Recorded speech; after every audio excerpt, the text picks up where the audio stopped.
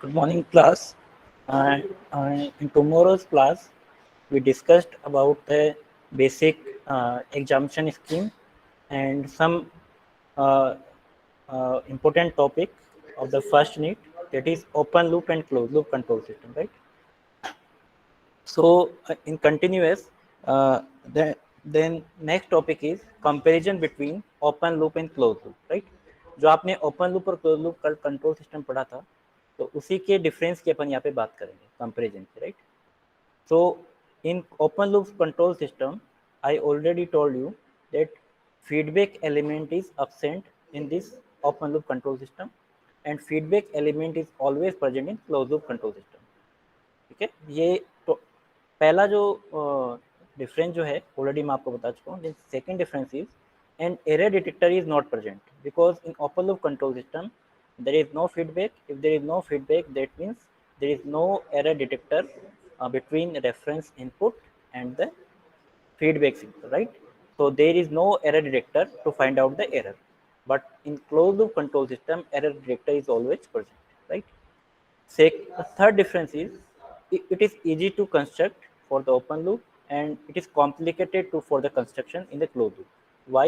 Because in open loop there is no feedback, so its construction is very simple because there is no error detector, there is no feedback path, or there is a simple construction, right?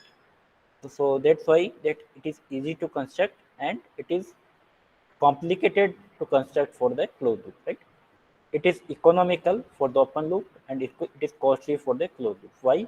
Because there is no feedback, no error detector, or no other element, right?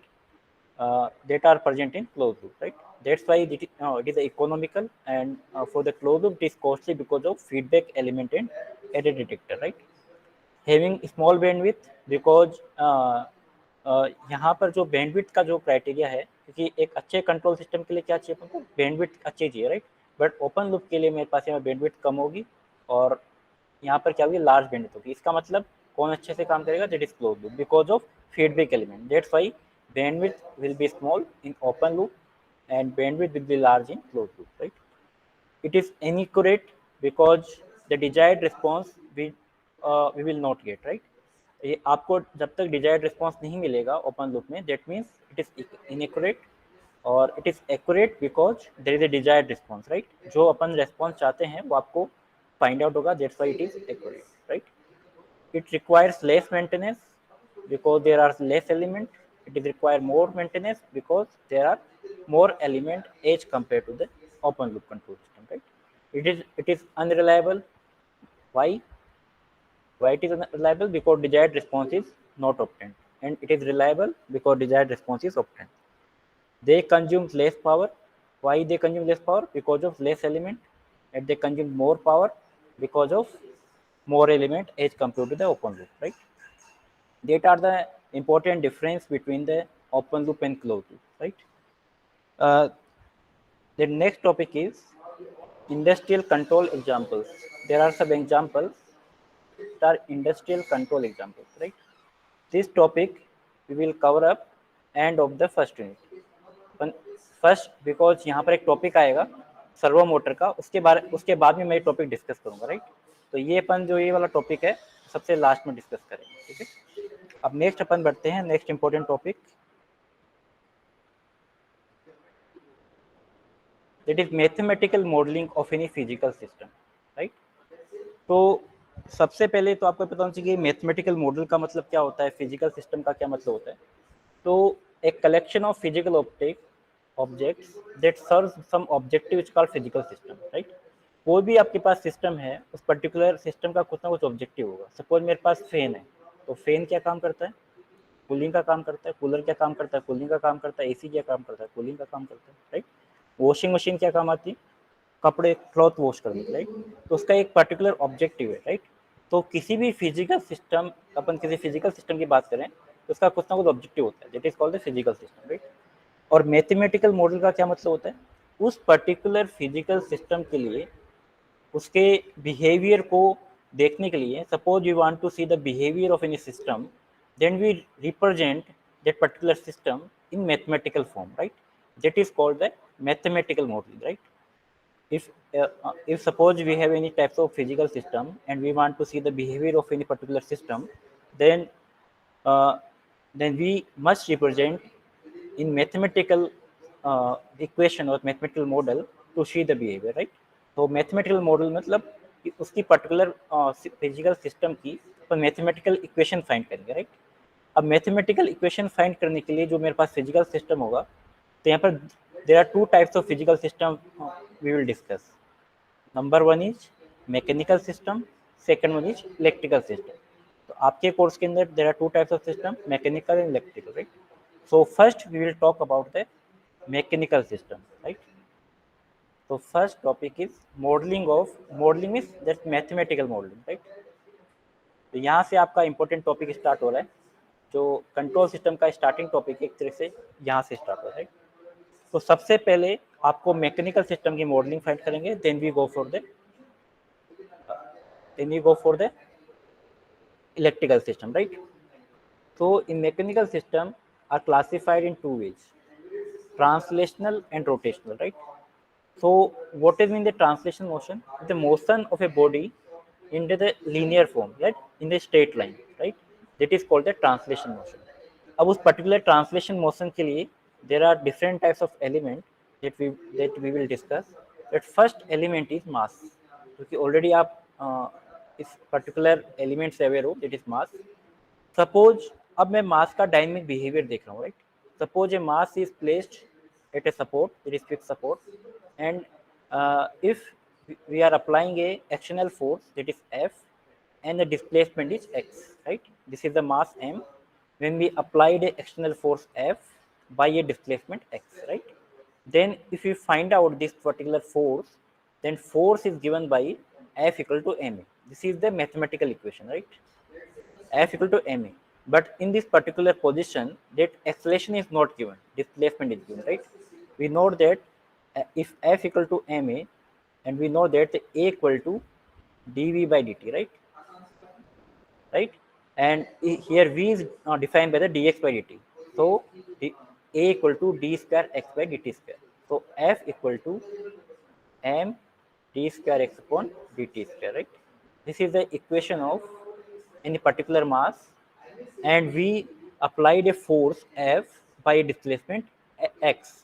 So force is given by the m into d square x upon dt square, right? तो ये particular equation जो है ये आपको याद करनी है, right? For any mass m, right? Second important in this particular mechanical system, it is spring. Suppose there is a fixed support and a spring is attached, right? And k, here k is a spring constant, and we applied a force F by a displacement x, right? So force is given by F equal to kx, right? Force is given by the k into x.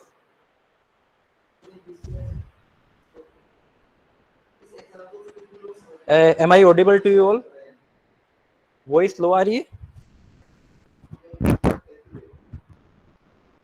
Vineet Gehlot, अब ठीक आ रही है?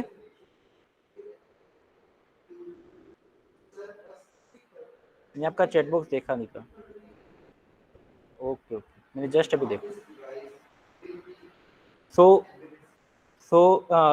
if any spring is attached to the fixed support, and if this spring constant is k, and we applied a force F by displacement x, right? So force is given by the k into x, right?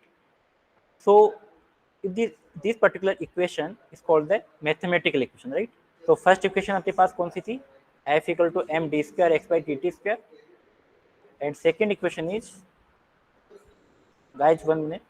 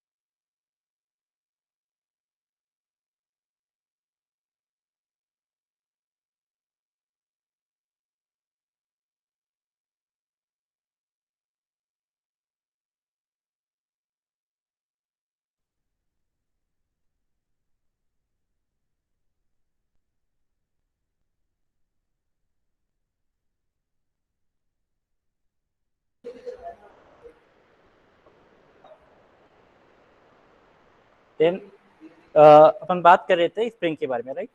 So mathematical equation for spring is given by the F equal to K x, right. So F equal to K x, यहाँ पर जो K है that is spring constant और X यहाँ पे है that is a displacement, right. अब suppose अगर ये फिक्स सपोर्ट की जगह अगर मैं एक कंडीशन और बात करता हूँ कि suppose there is no fix support, right, there is 2 points A and B and spring is attached between A and B, right, and the displacement is x1 and displacement is x2 at the B, right. Suppose force is applied at point A, right. So what is the equation of force? Force equal to kx, right. So this particular force is given by the k into x1 minus x2, right. That means जहां पर आपको force आप apply कर रहे हो उस particular force के लिए जो डिस्प्लेसमेंट होगा आपके लिए पॉजिटिव होगा और ये इसको अपोज कर रहा है, that means it is minus into x2, right. तो इसका मतलब जो फोर्स की इक्वेशन होगी that is k into x1 minus x2. Suppose we have force is applied at particular point B. So force is given by the k into x1 minus x2 minus x1, right? So this particular equation of the for the spring, right? Next for the next physical system is damper for mechanical system. So damper is represented by this particular symbol, right? This particular symbol is damper. Suppose damper is fixed at this particular fixed support, and this particular B is called the damping coefficient. And suppose a force F is applied or particular distance x, right? So force is given by the B into dx by dt. Here B is the damping coefficient, right? कुछ books में B को small f से भी denote करते हैं, right. तो आपको confuse नहीं होना है। अगर सपोज डैम्पर क्या होता है, डैम्पर आपने नहीं पढ़ा है, वह आपने मैकेनिकल सिस्टम के अंदर मैकेनिकल इंजीनियरिंग में पढ़ा होगा डैम्पर।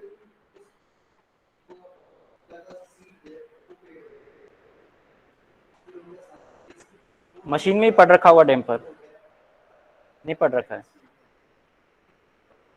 आपने। इलेक्ट्रिकल मशीन फर्स्ट नहीं पढ़ी, electrical machine first.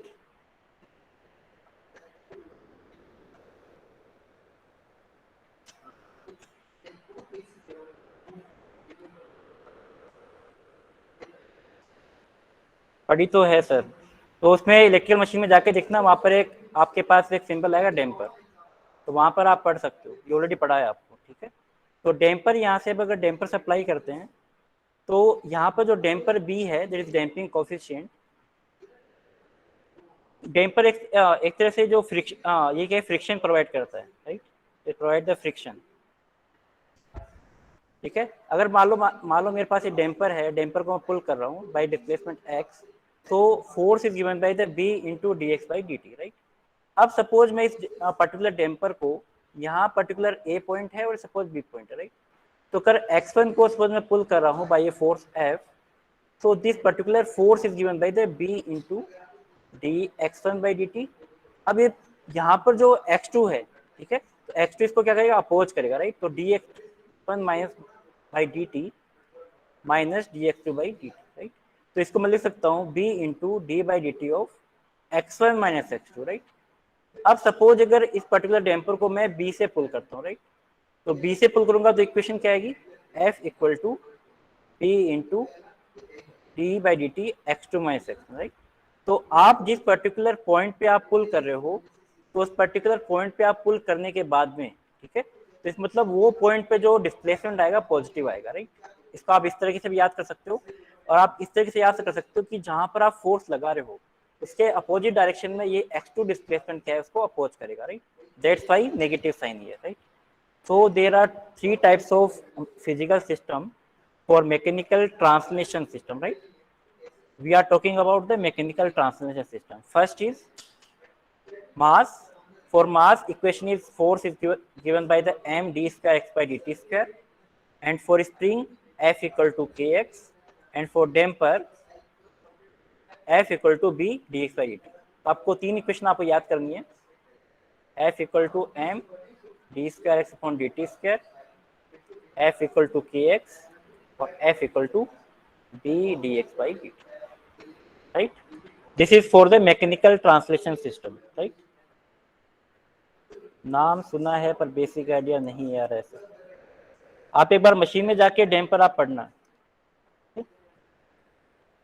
Next we go for the rotational motion, right. तो रोटेशनल मोशन की पर बात करें, तो बता सकता है माइक ऑन करके रोटेशनल मोशन कब होता है? अगर अपन ट्रांसलेशन मोशन की बात करें तो एक वो लीनियर मोशन रहता है, राइट। अगर अपन रोटेशनल मोशन की बात करें तो रोटेशनल मोशन कब होगा? रोटेशनल मोशन कब होगा? अगर मैं एक एक्सिस के थ्रू रोटेट करूं, if you are rotating along a axis, that means this particular motion is rotational motion, right? तो रोटेशनल मोशन के लिए कौन कौन से अपने पास पॉइंट आएंगे? सेम हियर अपने पास ट्रांसलेशन मोशन के लिए कौन सी क्वांटिटी आई थी? एम, यही, ठीक है। तो रोटेशनल मोशन के लिए क्वांटिटी आएगी that is moment of inertia, right. so same here for moment of inertia, the moment of inertia J is given by, suppose there is a fixed support and this moment of inertia is J. If you are rotating, applied a torque, वहां पर अपन क्या apply कर रहे थे? Force. ये apply क्या करेंगे अपन? Torque, right. Suppose torque is applied at this particular axis, rotation of axis, then if the displacement, angular displacement is theta, this particular theta is angular displacement, right? This is angular displacement. वहां पर वो क्या था? Simple linear displacement, right? This is the angular displacement. This J is the moment of inertia, whereas T is the torque, right? So torque, equation of torque is given by the J into alpha, right? Here alpha is the angular acceleration, right? Here alpha is the angular acceleration, and angular acceleration is given by the d omega by dt. Here omega is the angular speed, right? And angular speed is given by the d theta by dt, right? So equation of torque is equal to J into d square theta upon dt square, right? This particular torque, right? तो आपको एक torque equation आपको याद करनी है, ठीक है, memorise करनी है। अब इस पर्टिकुलर इक्वेशन में जो टॉर्क आपको दिख रहा है, अगर मैं लीनियर मोशन की बात करूं तो लीनियर इक्वेशन में क्या थी आपके पास? Force equal to M D square x by T square. तो यहां से आप देख सकते हो कि टी की जगह क्या आ रहा है? फोर्स आ रहा है, जे की जगह क्या आ रहा है? एम आ रहा है, और एक्स की जगह क्या आ रहा है? थीटा आ रहा है, राइट। तो इस तरीके से आप अगर आपको ट्रांसलेशन मोशन की इक्वेशन अगर आपको पता है, तो आप एंगुलर जो रोटेशनल मोशन है उसकी भी इक्वेशन आप लिख सकते हो, right. Because T in rotational motion and F in translation motion, right. J in rotational motion and M in translation motion, right. Theta angular displacement in rotational motion and x in translation motion, right? If we are talking about the torsional spring element, तो अपन spring element की बात करते हैं in rotational motion. If there is a fixed support and we applied a torque that is T at a angular displacement of theta, so what will be the equation of torque? Torque equal to k theta. Here k is the spring constant, theta is the angular displacement, and T is the angular torque, right? तो यहाँ पर आपको torque equation मिलेगी k equal to k theta. Same here, same for the translation motion, equation is given by the f equal to kx, right? So for the t is f, k here spring constant are same, and for theta is x, right? अच्छा, अलग से लिखना है, ठीक है, अलग से लिखना है। देखो, अगर अपन स्प्रिंग की बात करते हैं तो there is a fix support और there is a spring, right. If you applied a torque T at a angular displacement of theta, suppose spring constant is K, right. तो torque equation is given by the K into theta, right. अब यहाँ पर जो force है, तो force की equation rotational जो translation motion है उसके लिए क्या आएगी? F equal to K x, right.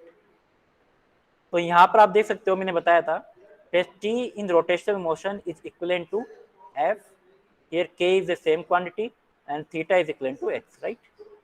This is called the for the spring in rotational motion, right? Third is second thing is, agar if suppose there are 2 points A and B, there is no fixed support, right? If we applied a torque here at an angular displacement theta, and angular displacement at particular point B is suppose is theta 2, right? So torque equation is given by the k into theta, that is theta 1, and this particular displacement is opposing this particular force or torque, right? So k into theta 2. The equation of torque for torque applied at theta 1 is given by the torque equal to k into theta 1 minus theta 2. This particular equation. Suppose we are applying a force at theta 2. So what will be the equation? T equal to k theta 2 minus theta 1, right? For torque applied at particular point B, right? Clear? Third point for the damper, if there is a fixed support and damper is attached and damping coefficient is suppose is B, if torque is applied at a particular angular displacement theta, so torque is given by the B into d theta by dt for the rotational motion. And for the translational motion, F equal to d into dx by theta, right? Same here, d is equivalent to F. Here B is the same quantity and theta is equivalent to x, right? Theta is equivalent to x. So यहाँ पर आप easily आप देख सकते हो, मैंने बताया था आपको स्टार्टिंग में, E किसके इक्विवेलेंट हो जाएगा? F के. M किसके इक्विवेलेंट हो जाएगा? M किसके इक्विवेलेंट हो जाएगा? J. एंड B आपका B रहेगा, K आपका K रहेगा और थीटा आपका क्या बन जाएगा? X, right? तो यहाँ पर आप देख सकते हो कि अगर मैं बात करूँ एनालोगस सिस्टम की, तो एनालोगस सिस्टम का मतलब क्या है कि translation motion is equivalent to rotational motion, right? तो if you are talking about translation motion, तो F is equivalent to torque, just अभी मैंने आपको बताया, mass is equivalent to inertia, damper same रहेगा, displacement F equivalent to angular displacement theta, V is equivalent to angular velocity. तो यहाँ पर जो V जो है, वेलोसिटी जो है ट्रांसलेशन मोशन के लिए, वो किसके इक्विवेलेंट होगी? Angular velocity, right? That is omega, right? Same spring constant same रहेगा k, right? Here analogous, what is the meaning of analogous? If you are talking about translation motion, rotational motion, right? There are two types of motion. So we can call it that translation motion is equivalent to rotational motion if F is replaced by T, M is replaced by J, B is replaced by B, X is replaced by theta, and V is replaced by omega, right? These two motion are equivalent to this particular motion if we are change this particular physical system, right? अभी तक किसी कोई doubt है तो आप पूछ सकते हो.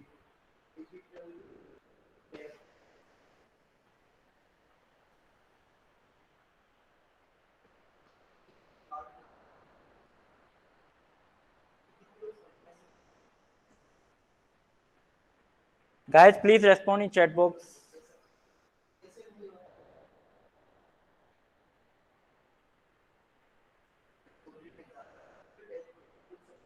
एक का भी रेस्पॉन्स नहीं आ रहा है.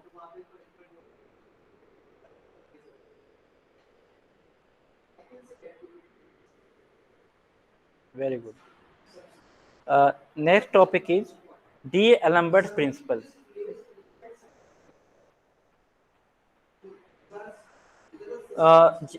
जैसे आपने इलेक्ट्रिकल सिस्टम में केवीएल पढ़ रखा आपने सबने, तो बता सकता है माइक ऑन करके what is KVL, Kirchhoff voltage law? कोई भी माइक ऑन करके बता सकता है what is KVL for electrical system?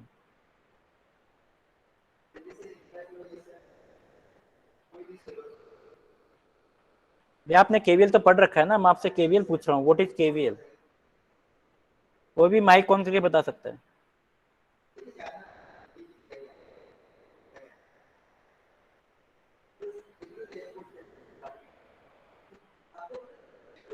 ये आपने केवीएल नहीं पढ़ रखा है क्या?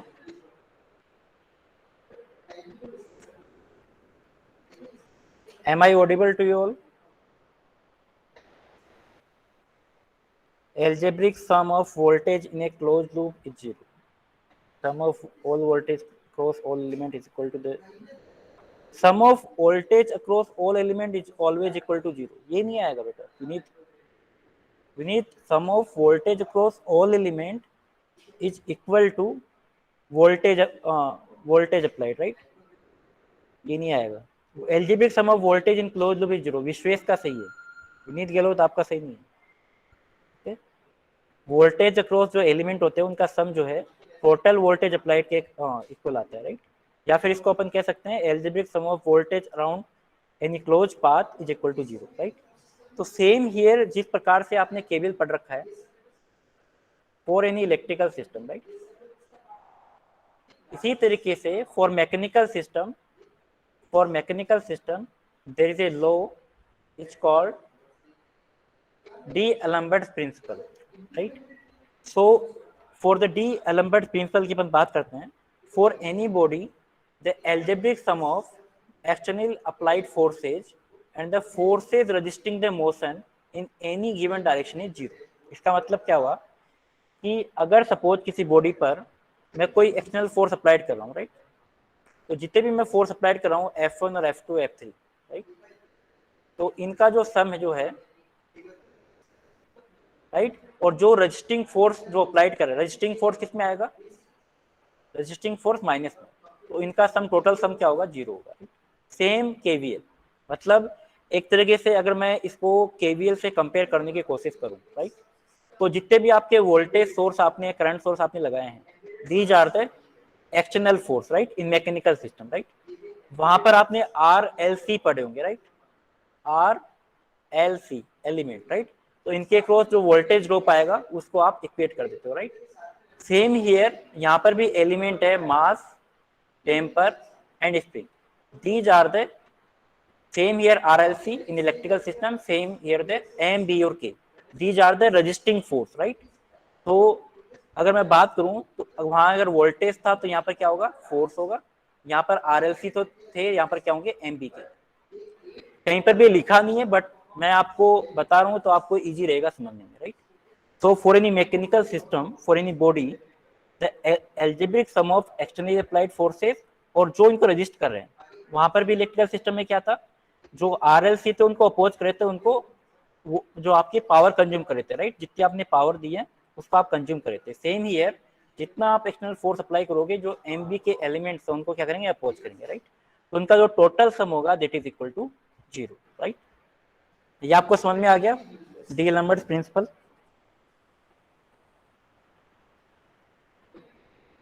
आप चैट बॉक्स में फटाफट रिप्लाई करा करो, मेरे पास कोर्स ज़्यादा है और टाइम बहुत कम है।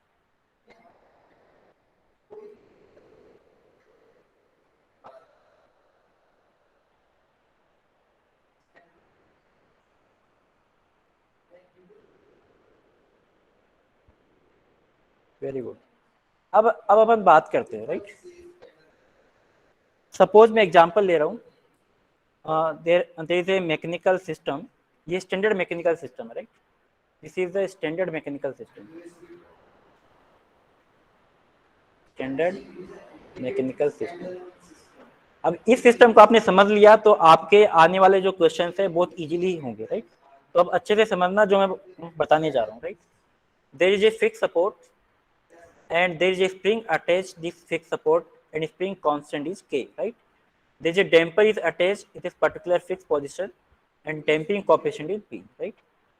And this particular point, in this particular point there is a mass is attached, right.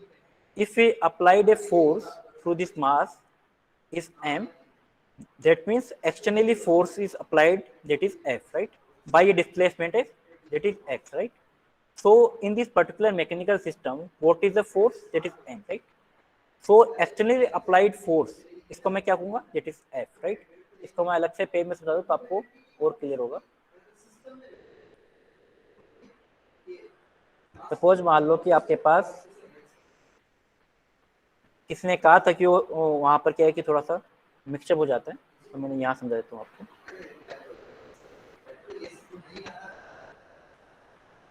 ये आपका मास एम है, राइट, ये स्प्रिंग के है, राइट, ये आपका डैशपॉट और द टेम्पर ये बी है, राइट। अब यहाँ से मैं फोर्स अप्लाइड कर रहा हूँ suppose F by displacement of X, right. So here F is the external force applied, right. तो यहाँ पर जो एक्सटर्नल फोर्स है, external force is equal to F. ये तो एफ हो गया, राइट। अब जो रजिस्टिव एलिमेंट है जिसको रजिस्ट कर रहे हैं, कौन कौन से एलिमेंट है रजिस्टिव? एक तो एम है, एक बी है और के है, right. These are the resistive element. So force due to, suppose हम एम की बात करते हैं, मास एम, ठीक है। तो force due to mass M कितना आएगा, जो कि मैंने ऑलरेडी बता रखा आपको, ये यहाँ पर यूज में आएगा, M D square x by D T square, ठीक है। अब ये जो फोर्स है वो रेजिस्टिव फोर्स है, इसको अपोज कर रहा है, right. That's why we put here negative sign, right, for the resistive part, right. Same here force due to damper B, ठीक है। डैम्पर बी की वजह से फोर्स कितना आएगा, B into D x by D t, right. But due to the resistive force we apply we put here negative sign. Same here, force due to spring K is given by the K into X, but for the resistive part, for resistive, that we put here negative sign, right. And what is the D'Alembert law? That is total force equal to 0, right.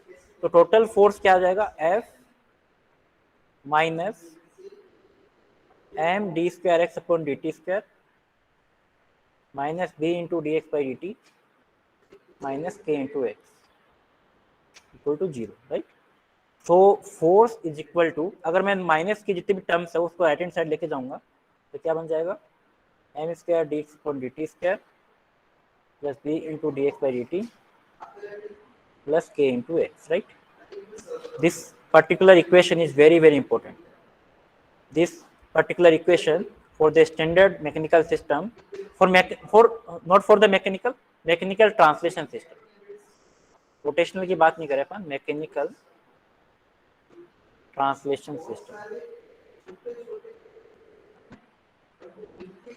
तो यहाँ पर जो force आएगा for mechanical translation system, right. तो यहाँ तो इस particular equation का मीनिंग क्या हुआ, राइट। सेम आप जो केवीएल में अप्लाई करते तो केवीएल में क्या बोलते थे आप, it's total voltage applied in a circuit is equal to total voltage drop across the element, यही बोलते हैं आपने in another language. Same here अपन ये बोल सकते हैं, for external force applied is equal to resistive all the sum of the resistive force, right. तो external force, this is the external force, this is the external force, right, and these forces are resistive force, right। इसको resistive force करें, right। तो मैं बोल सकता हूँ the external force applied is equal to sum of all the resistive force, right। तो अपन क्या करेंगे, डायरेक्टली ये इक्वेशन लिखेंगे, राइट। अपन डायरेक्टली ये माइनस नहीं लिखेंगे, राइट। माइनस तो सिर्फ आपको समझाने के लिए कि इस तरह से इक्वेशन आई है, राइट। तो आपको जो फोर्स की इक्वेशन ये है जो है, ये आपको मेमोराइज करनी है, ठीक है। जहाँ भी मैं स्टार मार्क लगा रहा हूँ किसी पर्टिकुलर इक्वेशन में या किसी पर्टिकुलर फॉर्मूले में, वो आपको याद करना है, ठीक है। During the lecture if I mark the star then you must memorize of this particular equation or the formula, okay? इस पे किसी को डाउट है?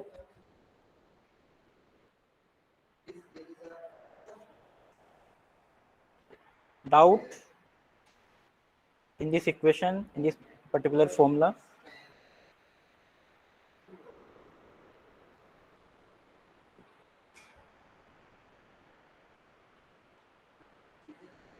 Very good. अब देखो अपन एक क्वेश्चन ले रहे हैं, स्टार्टिंग फर्स्ट क्वेश्चन मैं स्टार्ट कर रहा हूँ।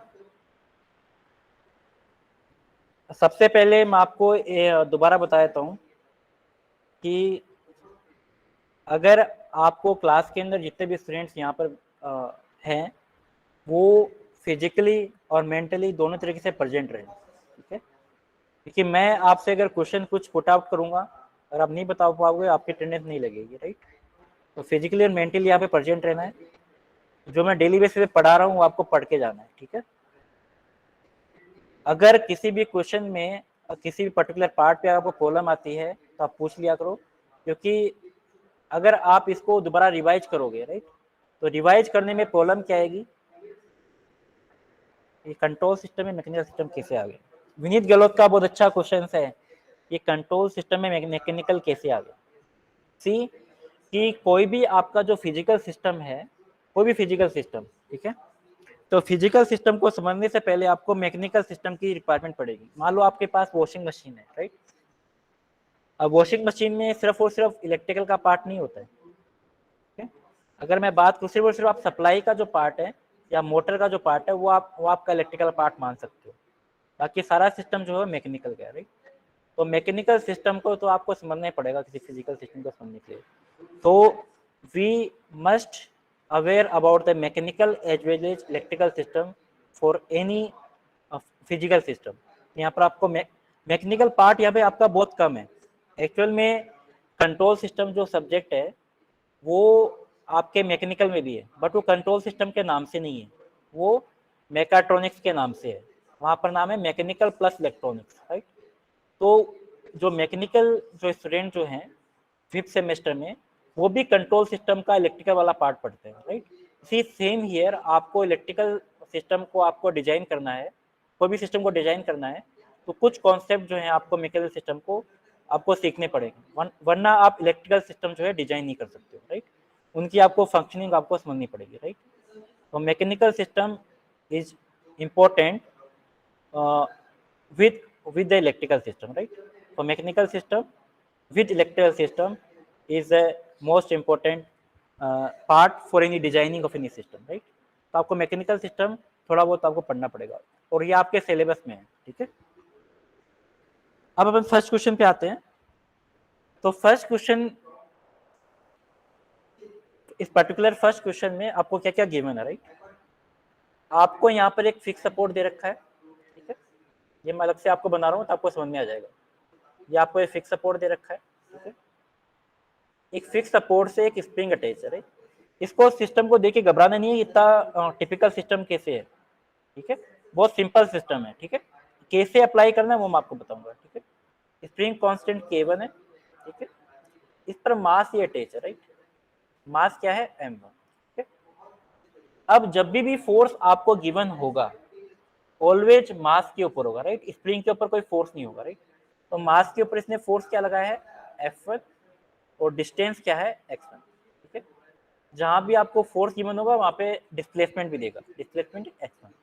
और इस पर्टिकुलर मास से मैंने एक डैम्पर कनेक्ट कर रखा है B, और इस पर्टिकुलर डैम्पर से एक और मैंने मास कनेक्ट कर रखा है M। और जहां मास होगा वहां डिस्प्लेसमेंट जरूर होगा, और डिस्प्लेसमेंट कितना है x2। और यहाँ पर भी फोर्स क्या दे रखा है F2, ठीक। So there are two mass और there are two force, right, और there are two displacement. F1 के लिए कितना है x1 है, F2 के लिए x2 है, राइट। अब यहाँ पर आपको सबसे पहले आपको क्या करना है कि आपको इक्वेशन बनानी है। मैंने कहा था ना मैथमेटिकल मॉडलिंग, राइट। तो जो भी मैंने आपको इक्वेशन बताई है these are the mathematical modelling, right. अब इस पर्टिकुलर सिस्टम में आपको कितनी इक्वेशन आप लिखोगे सबसे पहले आपको ये फाइंड करना है, राइट। मैं स्टेप बाय स्टेप बता रहा हूँ ताकि आपको क्लियर होगा, ठीक है। किसी भी स्टेप में आपको डाउट आता है तो उसी टाइम पर आप पूछ लेना, मैं इस क्वेश्चन को 2 बार रिपीट करूंगा, ठीक है, फर्स्ट क्वेश्चन को, ताकि आपके जो बाकी क्वेश्चन आपको इजीली आपको कर सको, ठीक है। तो सबसे पहले फर्स्ट स्टेप अपनी होगी that is A free body diagram, ठीक है। अब फ्री बॉडी डायग्राम क्यों बना रहे हैं, ताकि आपको इजीली जो है पता चल सके, ठीक है। तो सबसे पहले फ्री बॉडी डायग्राम बनाना किसका है ये अपन क्लियर कर ले। तो फ्री बॉडी डायग्राम जो आपको बनाना है वो कितने बनाने हैं, राइट। तो जितने नंबर ऑफ मास यहाँ पर आपको दिख रहे हैं, राइट, कितने मास आपको दिख रहे हैं यहाँ पर 2 मास आपको दिख रहे हैं, राइट। तो यहाँ पर 2 मास दिख रहे हैं तो यहाँ पर इक्वेशन कितनी होगी 2 equation, right, depending upon the mass. तो मास कितने हैं यहाँ पर 2 मास हैं, तो इक्वेशन कितनी होगी अपनी 2 इक्वेशन होगी, राइट। इक्वेशन आर 2, ठीक है। सबसे पहले ये क्लियर हो गया। तो एक तो आप फ्री बॉडी डायग्राम बनाओगे किसके लिए मास m1 के लिए, एक फ्री बॉडी डायग्राम बनाओगे मास m2 के लिए, राइट, क्लियर। तो सबसे पहले सपोज मैं मास m1 के लिए लगा रहा हूँ, राइट। तो मास m1 से कौन कौन से एलिमेंट कनेक्टेड है, कौन कौन से एलिमेंट कनेक्टेड है मास m1 से, मास m1 से K1 कनेक्टेड है और एक B कनेक्टेड है, राइट। 2 एलिमेंट यहाँ पे कनेक्टेड है, राइट, और एक खुद मास m1 है, right.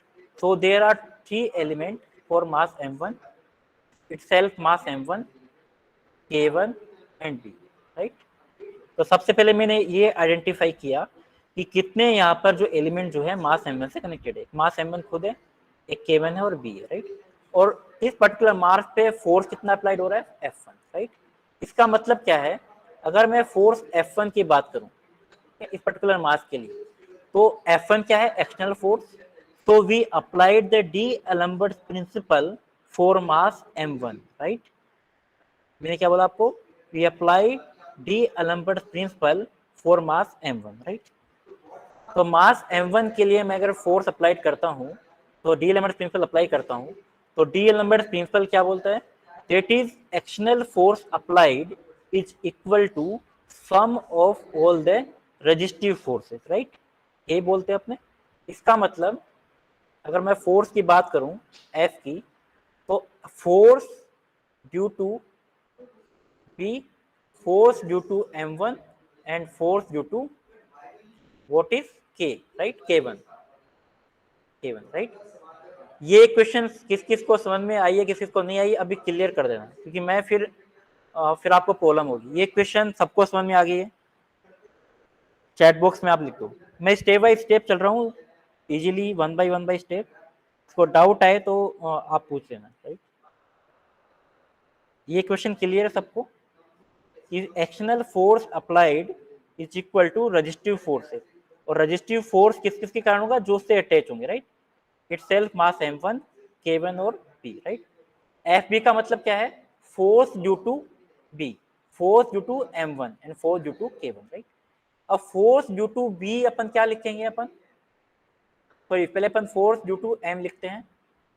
Force due to m1 क्या लिखेंगे, m1 पे फोर्स कितना अप्लाइड हो रहा है, x1 अप्लाइड हो रहा है, राइट, डिस्प्लेसमेंट। तो क्या मैं लिखूंगा, m1 d square x1 upon dt square, ठीक है।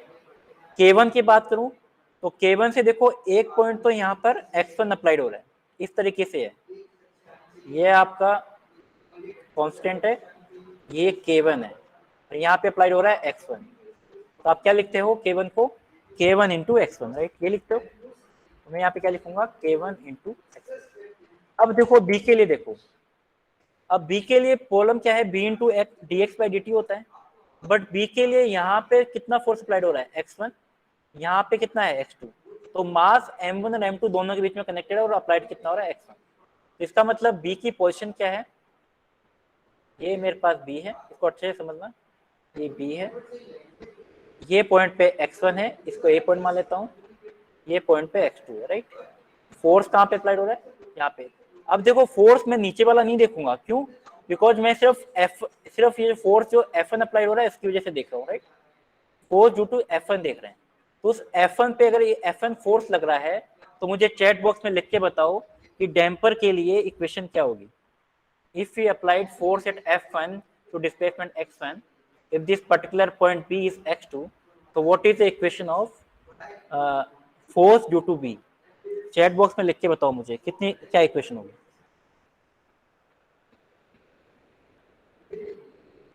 अभी जस्ट मैंने आपको बताया है। Very good Pooja, d d x d by D t of x1 minus x2, right, equal to d into d x1 by D T minus d x by D t. ये मैं वापस बताता हूँ आपको कैसे लिखिए इक्वेशन। देखो ये जो b जो है वो दो पॉइंट के बीच में कनेक्टेड है, x1 और x2। अगर ये x2 नहीं होता, यहाँ पर कोई डिस्प्लेसमेंट नहीं होता, तब तो डायरेक्टली आप क्या लिखते हैं, B d x by d x one d two. But यहाँ पर जो डिस्प्लेसमेंट x2 हो रहा है, that's why B d x one by D T minus d x by D t, right. तो यहाँ पर जो फर्स्ट इक्वेशन आपके पास आ गई, राइट, F1, राइट। ये मैंने डायरेक्टली लिखा है, इसको रिप्रेजेंट करने का तरीका आप इस तरीके से रिप्रेजेंट कर सकते हो, ठीक है। लिखने का तरीका है, आप मैंने डायरेक्टली लिखा है, आप चाहो तो इसे बॉक्स बना के लिख सकते हो कि M1 पे एक्सटर्नल फोर्स F1 अप्लाई हो रहा है, और अपोजिटिव फोर्स FM1, FB1 और FK1 अप्लाई हो रहा है। इसको आप इक्वेट कर दो, राइट। Excuse me sir. हाँ बताओ सर उसमें हमने ऊपर वाला फोर्स को ही कंसीडर क्यों किया? Very good question. ऊपर वाले फोर्स को ही क्यों कंसिडर किया, because we only applied in the first free body diagram force F1। यहाँ मैंने लिखा नहीं है, फर्स्ट इज फोर्स F1। जो मैं इक्वेशन लिख रहा हूँ वो F1 फोर्स के लिए लिख रहा हूँ। तो सेकंड जो इक्वेशन लिखूंगा वो फोर्स F2 को लिखूंगा। तो यहाँ पर सिर्फ और सिर्फ मैं F1 फोर्स को कंसिडर कर रहा हूँ। I am okay considering sir, only force F1, that's why we put here F1 only, right? Clear? Any doubt? देखो आप अगर डाउट पूछेंगे तो मुझे भी अच्छा लगेगा, क्योंकि आप तभी सीखोगे, राइट? जैसे भी किसी ने पूछा था अभी डाउट एक, तो आप डाउट पूछोगे तभी आप सीख पाओगे, राइट? क्योंकि कंफ्यूजन कब आएगा? क्योंकि जब आप सीखने की कोशिश करोगे, राइट? तो जितना आप इन्वॉल्वमेंट होगे ज्यादा, उतना आप सीख पाओगे, राइट? ठीक है, तो फोर्स F1 की इक्वेशन में किसी को कोई डाउट है तो पूछ सकता है। इसी तरीके से अपन फोर्स F2 की लिखेंगे, और फोर्स F2 की इक्वेशन आपसे मैं लिखाऊंगा अभी, राइट? अब अपन फोर्स F2 की बात करते हैं, राइट? अब देखो फोर्स F2 पे सबसे पहले आपको क्या देखना है, कौन कौन से एलिमेंट कनेक्टेड हैं। तो इस फोर्स F1 से ये F1 कनेक्टेड, F1 मतलब मास M2, F2 मतलब मास M2, तो पर्टिकुलर मास M2 से कौन कौन से एलिमेंट कनेक्टेड है, चैट बॉक्स में लिख के बताओ। मास M2 से कौन कौन से एलिमेंट कनेक्टेड हैं?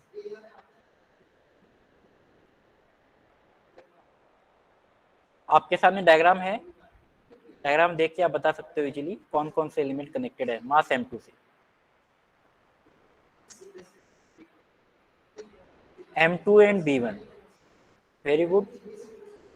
X2 is not the element, X2 is not the element. B1 और K2, वेरी गुड, B1 और K2, राइट? और खुद मास M2 तो है ही, तो यहाँ पे कौन कौन से एलिमेंट कनेक्टेड है? M2, B1 और K2, ठीक है? और यहाँ पर फोर्स कितना अप्लाइड हो रहा है? F2, right? इसका मतलब क्या होगा, force due to M2 plus force due to B1 and force due to K2 equal to externally applied force. So externally applied force is F2, right? F2. ये question clear है? We apply D'Alembert's principle for mass M2, right? And what is the value of Fm2? Chat box में लिख के बताओ मुझे, what is the Fm2? What is the equation of Fm2?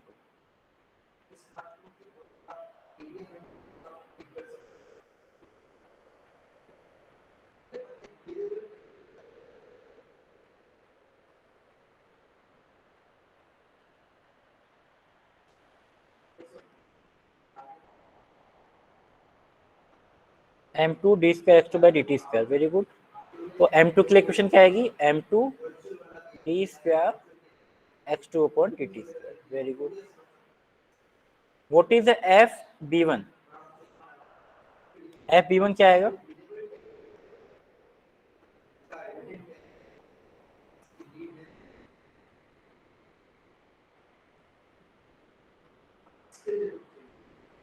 Very good Yogesh, B1 dx2 by dt minus dx2 by dt। ये क्यों आया है? देखो यहाँ पे मेरे पास ये डैशपोर्ट है, ये डैम्पर है, this is x1, this is x2, right? But अब अपन किसकी बात कर रहे हैं?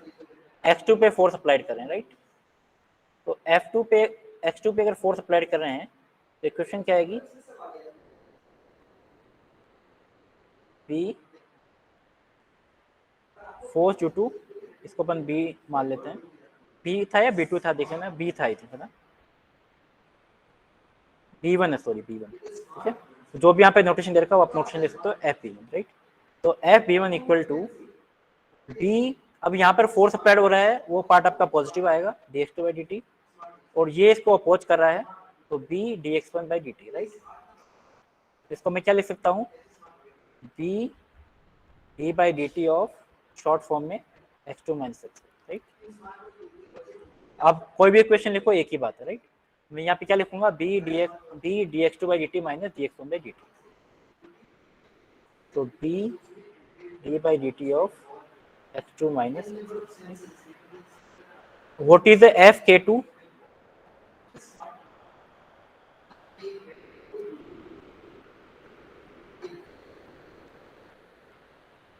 K2 x2 सिंपल, ठीक है? K2 इंटू एक्स, क्योंकि एक ये K2 जो है एक साइड में तो फिक्स सपोर्ट से कनेक्टेड है, तो यहाँ का तो जीरो हो जाएगा, और ये यहाँ पर जो है सिर्फ और सिर्फ किस पे है, सिर्फ यहाँ पर डिस्प्लेसमेंट कितना है, x2 है, राइट। तो x2 डिस्प्लेसमेंट है, यहाँ पर कोई डिस्प्लेसमेंट है नहीं है, तो K2 इंटू x2, राइट। तो यहाँ पर वो इक्वेशन मैंने यहाँ पे लिखी है, m2 D square x2 by D T square plus b1 dx2 by D T minus b1 dx1 by D T plus K2 x2 equal to external applied the force.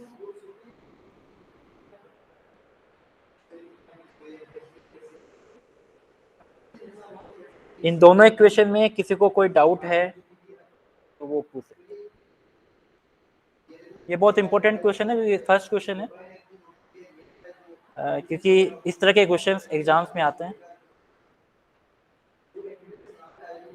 Mathematical modelling के लिए।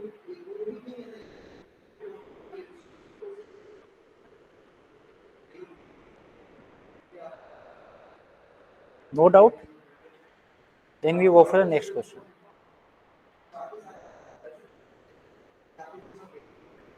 आपको कुछ mechanical system दिख रहा है, आपको लग रहा है कि ये क्या आ गया, हम इलेक्ट्रिकल पढ़ रहे हैं, मैकेनिकल क्यों आ रहा है, सबको डाउट हो रहा होगा, राइट। अब अपन इलेक्ट्रिकल सिस्टम की बात करेंगे नेक्स्ट में ना, ठीक है। और अपन क्या है कि मैकेनिकल इलेक्ट्रिकल क्यों देख रहे हैं, बिकॉज अपन कंपेरिजन करेंगे, है ना, कि मैकेनिकल और इलेक्ट्रिकल किस तरीके से इंटर रिलेटेड है, राइट। तो यहाँ पर क्या फाइंड करना है, फाइंड द डिफरेंशियल इक्वेशन। यहाँ पर इक्वेशन दो तरीके से क्वेश्चन आ सकता है, यहाँ पर इसको बोल सकता है फाइंड द मैथमेटिकल इक्वेशन, ये भी बोल सकता है, या बोल सकता है मैथमेटिकल मॉडलिंग, या बोल सकता है डिफरेंशियल इक्वेशन, राइट। तो किसी भी तरीके से क्वेश्चन वो पूछ सकता है, either mathematical equation, mathematical modelling और differential equation, right, both all are the same thing, ठीक है। तो find for the given the mechanical system, ठीक है। अब ये आपके पास एक सिस्टम दे रखा है, राइट। अब इस सिस्टम के लिए ये फिक्स सपोर्ट है आपका, ये भी फिक्स सपोर्ट है। यहाँ पर इसको समझाने के लिए मैं अलग से डायग्राम बना देता हूँ, तो आपको क्लियर होगा कि एक्चुअल में क्या क्या बनाना चाह रहे हैं। एक्चुअली ये मैकेनिकल टर्म्स में इसको फिक्स सपोर्ट बोलते हैं, ये मैं आपको बता दूं, इसको फिक्स सपोर्ट बोलते हैं मैकेनिकल टर्म्स में, right. These are the mechanical term, this fix support. और ये यहाँ पर जो इसने लगा रखा है ना इस तरीके से, इसको बोलते हैं रोलर सपोर्ट। ये आपको याद करने की जरूरत नहीं है, सिर्फ नॉलेज के लिए पता होना चाहिए, बाकी यहाँ पर ऐसा कोई यूज नहीं आएगा फिक्स सपोर्ट और रोलर सपोर्ट के रिगार्डिंग, बट आपको कुछ ये टर्म जो है थोड़ा आइडिया होना चाहिए। ये इसको बोलते हैं roller support, these are the fix support, right. तो यहाँ पर इसने क्या कर रखा है, एक स्प्रिंग अटैच कर रखी है, एक फिक्स सपोर्ट से स्प्रिंग अटैच कर रखी है, यहाँ पर एक मास कनेक्ट कर रखा है M1, और मास M1 से एक डैम्पर कनेक्टेड है V1, और एक स्प्रिंग कनेक्टेड है K2। इसका स्प्रिंग कांस्टेंट कितना है, K2 है, और यहाँ पर मास M2 कनेक्टेड है, राइट। और यहाँ पर ऑब्वियसली बात है दो मास है, तो दो यहाँ पर डिस्प्लेसमेंट होंगे, यहाँ पे डिस्प्लेसमेंट x1 है, यहाँ पे डिस्प्लेसमेंट x2। अब सिर्फ फोर्स किस पे अप्लाई कर रहा है, इस पे फोर्स अप्लाई नहीं कर रहा है, ये सिर्फ इस पे फोर्स अप्लाई कर रहा है। कितना अप्लाई कर रहा है, F1T और F1, ठीक है। बट यहाँ पर कुछ यहाँ पर गिवन है, क्या गिवन है, यहाँ पे इसने रोलर सपोर्ट लगा रखा है, तो कोई घबराने की जरूरत नहीं है। रोलर सपोर्ट लगा रखा है तो भी कोई घबराने की जरूरत नहीं है, आपको सिर्फ रोलर सपोर्ट यहाँ पे लगाना है, ठीक है। यहाँ पर कोई भी रोलर सपोर्ट नहीं है, बट इसने यहाँ पर वैल्यू दे रखी है इसकी V2। V2 क्या होता है, फ्रिक्शन कोएफिशिएंट। इसका मतलब यहाँ पे इसने फ्रिक्शन की वैल्यू, फ्रिक्शन कोएफिशिएंट की वैल्यू दे रखी है V2। तो फ्रिक्शन कोएफिशिएंट आपको फ्रिक्शन की फॉर्म में भी दे सकता है, आइदर डैशपॉट की फॉर्म में या फिर डैम्पर की फॉर्म में भी दे सकता है, राइट। तो अगर आपको डैम्पर दे सकता है या फिर किसी पर्टिकुलर मास के लिए फ्रिक्शन की पोजीशन के ऊपर भी दे सकता है, राइट। तो इसने क्या दे रखा है, V2 फ्रिक्शन की कोएफिशिएंट, फ्रिक्शन की जगह पर यहाँ पर V2 वैल्यू दे रखी है, राइट। अब यहाँ पे सबसे पहले मैं इंपॉर्टेंट बात बता दूं आपको, जैसे आपने डैम्पर के लिए इक्वेशन लिखी थी B dx by dt, ठीक है। अगर आपको फ्रिक्शन कोएफिशिएंट दे रखा है तो उसके लिए भी इक्वेशन होती है B dx by dt, right. ये आपको याद करना। तो फ्रिक्शन कोएफिशिएंट के लिए और डैम्पर के लिए बोथ आर सेम थिंग, ठीक है। बट यहाँ पे रोलर सपोर्ट के लिए कोई भी फ्रिक्शन नहीं दे रखा है, ठीक है। अगर कोई फ्रिक्शन नहीं दे रखा है तो इसके लिए आप क्या अज्यूम करोगे, जीरो, ठीक है। आपको अज्यूम करने की जरूरत नहीं है, ऑटोमेटिकली वो जीरो होगा, ये काउंट नहीं होगा, बट आप मान सकते हो कि यहाँ का कोएफिशिएंट कितना, जीरो है। अगर रोलर सपोर्ट अगर दे रखा है फिर भी कुछ उसकी वैल्यू दे रखी है, सपोज b1, आपको क्या करना है, b1 अज्यूम करना है, राइट, ठीक है। तो इस क्वेश्चन को अपन क्या है कि वापस से मैं डिस्कस करूंगा क्योंकि अभी टाइम हो गया। इस क्वेश्चन को अपन नेक्स्ट पार्ट पे डिस्कस करेंगे। यहाँ तक किसी को कुछ पूछना, कुछ